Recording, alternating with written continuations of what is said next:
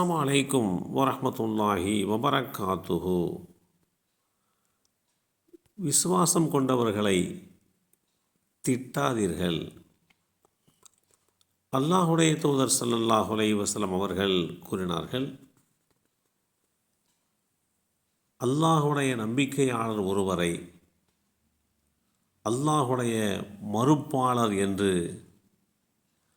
அவதூறு சொல்வது அவரை கொலை செய்வதை போன்றதாகும். இந்த செய்தி ஸஹீஹுல் புகாரியிலே 6105 என்ற எண்ணிலே பதிவு செய்யப்பட்டிருக்கிறது. அவர் ஏற்கனவே விசுவாசம் கொண்டிருக்கிறார்.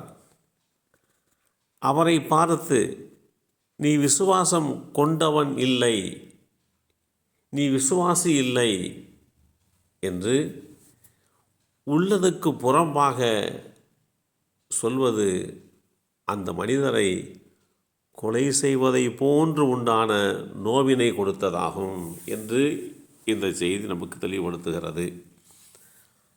அல்லாஹுடைய தூதர் ஸல்லல்லாஹு அலைஹி வஸல்லம் அவருடைய காலத்தில் ஒருவர் தான் செய்த குற்றத்திற்காக வேண்டி தண்டிக்கப்படுகிறார். அந்த வேளையிலே மக்கள் அவரை தண்டித்தார்கள். மக்களில் சிலர் அல்லாஹ் உம்மை கேவலப்படுத்துவானாக என்று கூறினர். அல்லாஹுடைய தூதர் ஸல்லல்லாஹு அலைஹி வஸல்லம் அவர்கள் இவ்வாறு கூறி இவருக்கு எதிராக ஷைத்தானுக்கு ஒத்தாசை செய்யாதீர்கள் என்று அல்லாஹுடைய தூதர் ஸல்லல்லாஹு அலைஹி வஸல்லம் அவர்கள் கண்டித்த இந்த செய்தி அபூ ஹுரைரா ரலியல்லாஹு அன்ஹு அவர்கள் மூலமாக அறிவிக்கப்பட்ட 6777 என்ற எண்ணிலே பதிவு செய்யப்பட்டிருக்கிறது. ஒருவர் ஒரு குற்றம் செய்திருக்கிறார், குற்றத்துக்கு உண்டான தண்டனையை பெற்றுவிட்டார்.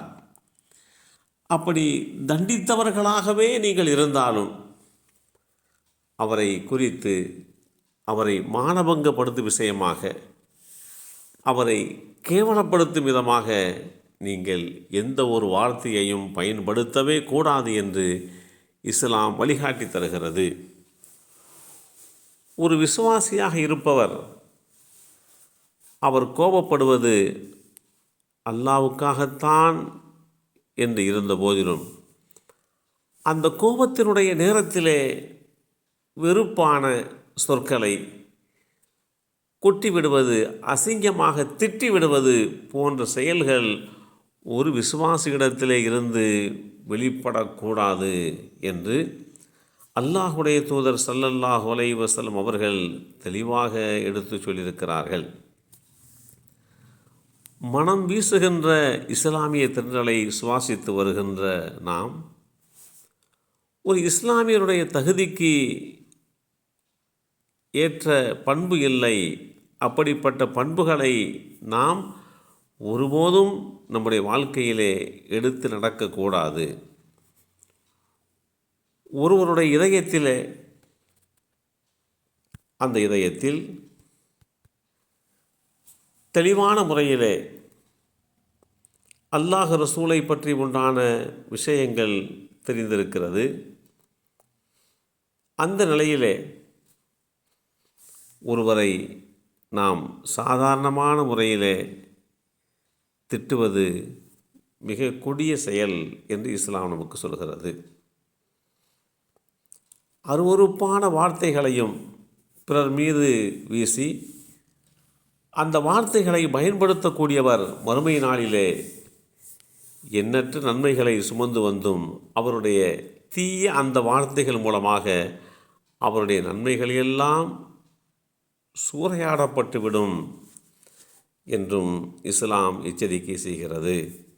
எல்லாம் வல்ல அல்லாஹு தஆலா பிறரை அவருடைய கண்ணியத்திற்கேற்ப முறையிலே கண்ணியப்படுத்துகின்ற நல்லோர்களாக நம்மையும் நம் சந்ததிகளையும் அல்லாஹ் ஆக்கி வைப்பானாக. அஸ்ஸலாமு அலைக்கும் வரஹ்மத்துல்லாஹி வபரகாத்துஹு.